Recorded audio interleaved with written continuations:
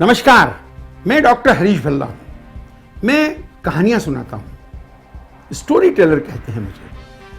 किस्सा गो। वैसे तो मैं डॉक्टर हूं और मुझे कहानियां सुनाने का बचपन से शौक है और साथ ही मुझे संगीत से बहुत प्रेम है। मेरे पसंदीदा गायक, शास्त्रीय गायक पंडित कुमार गंधर्व, जो हमारे इंदौर के ही थे, देवास के थे, आज से उनकी जन्म शताब्दी चालू हो रही है। उन्हीं से संबंधित मैं कुछ बातें आपको बताऊंगा। गुरुजी मैं तो एक निरंजन त्यागी जी। कुमार गंधर्व से संबंधित आज मैं आपको कुछ बातें बताना चाहता हूं, उनके ऊपर कुछ बोलना चाहता हूं। जिजीविषा और अन्यता के गायक पंडित कुमार गंधर्व अकेले ऐसे कला साधक रहे जिनके बारे में जानने, सुनने एवं लिखने की लगभग एक निराली ही परंपरा रही। कुमार गंधर्व अपने शुद्धतम रूप में विद्रोह को स्वर देने वाले गायक थे।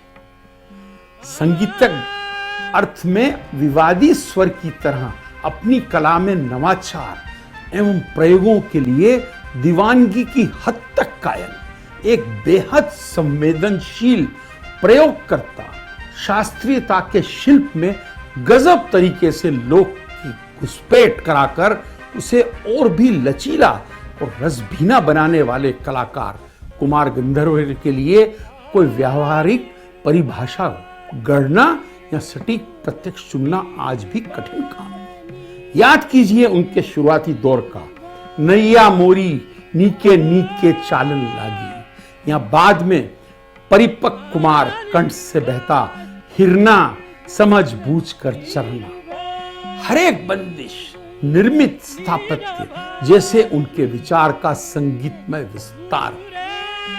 कुमार गंधर्व का जीवन कभी बेहद व्यवस्थित नहीं रहा। बाल गंधर्व के नाट्य संगीतों का अनुकरण करते करते कब वे गायकी के पथ पर अपनी मौलिकता लेकर आगे बढ़ने लगे।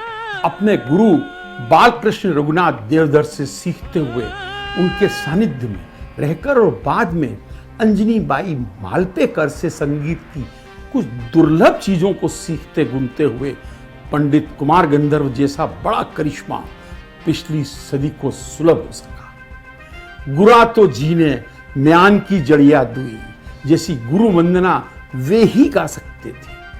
वे ही शास्त्र के दीवाने खास में लोक संगीत को दमखम के साथ प्रवेश दिला सकते थे। उन्हीं के यहां घराने का सम्मोहन बिखर जाता था। संगीत का विचार शिखर पर जाकर कुछ ठसक के साथ और अधिक आधुनिक और कुछ और अधिक लुभावना लगने लगता था। वे उस जमात में शामिल थे जिसमें परंपरा में सीखे हुए पूरी संतुष्टि नहीं पाई, उससे मुठभेड़ किया, उससे संशय का रिश्ता भी पाला।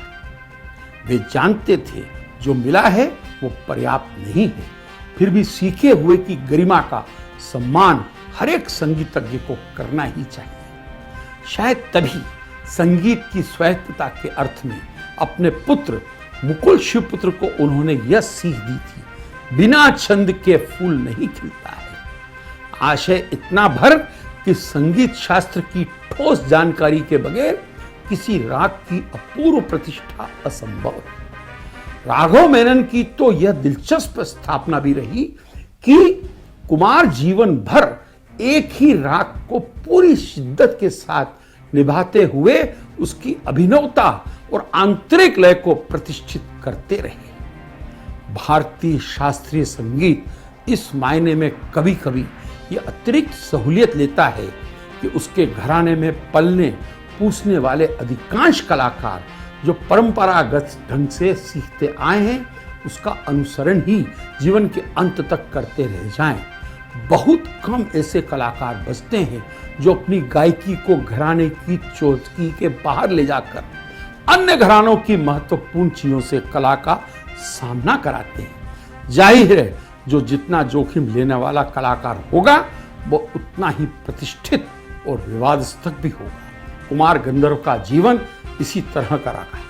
उन्होंने न सिर्फ अपनी ख्याल गायकी में उत्तरोत्तर सुधार करते हुए प्रयोगों के लिए उसे मुक्त किया, बल्कि स्वयं एक कलाकार की जद्दोजहद से खुद को अलग करते हुए अविमुक्त हुए। इस कारण संगीत हलकों में खासे विवादित भी रहे, कभी स्वयं के द्वारा गढ़े हुए धुन उगम रागों के लिए तो कभी गायकी के अपने विशिष्ट शिल्प के चलते। इस अर्थ में उनका गायन उस अवधूत का गायन था जिसमें वह अलगाना कठिन हो जाता है कि वह कब किस क्षण शास्त्र को लोक से, संगीत को समाज से, वादी को विवादी से और सामान्य को अप्रतिम से और भौतिक को अध्यात्म से जोड़ता या अलग करता है। उनके कुछ कमाल के करतब चकित करते हैं। किस तरह वे अपने गुरु जी की बही से लक्ष्मी तोड़ी राग की बंदिश निकालकर खुद से सीख लेते थे, या अपने को शेर यानी पुरोहित कहते हुए स्वयं की अस्मिता के प्रति गौरव से भर उठते थे। वे अकेले ऐसे गायक हैं जिन्हें अपनी श्रेष्ठता का जितना गौरव बोध था उतना ही अपनी कला के क्षण भंगुर होने और स्वयं पर हंस सकने की क्षमता थी। कुमार गंधर्व की कला की सफलताओं में कई घुमावदार ओर हैं। एक और अपने को शेव कहता हुआ ख्याल गायक है, तो दूसरी तरफ लोक के आंगन में गीतों की सीढ़ी से उतरता हुआ मालवा की धुनों पर कबीर गाता हुआ बंजारा मौजूद है। एक और ख्याल को नई भंगिमाएं बरसता सिद्ध गवैया, तो दूसरी तरफ अदम्य रसिक की तरह अपनी सहधर्मिणी वसुंधरा कोमकली के साथ नाट्य गीत गाता सुगम कसा मन चोरी। आज से पंडित जी की जन्म शताब्दी आरंभ हो रही है। ऐसे समगल पर यह कुछ बातें उनको प्रणति रूप में अर्पित हैं। हम कुमार गंधर्व के प्रशंसक, चाहने वाले, इंदौर निवासी, मालवा निवासी मध्य प्रदेश की ओर से कुमार गंधर्व को श्रद्धांजलि और याद, और पूरे वर्ष हम उनको याद करते रहेंगे। कुमार जी, आपने दुनिया में जो छाप छोड़ी है उसे हम भूल नहीं पाएंगे। नमस्कार।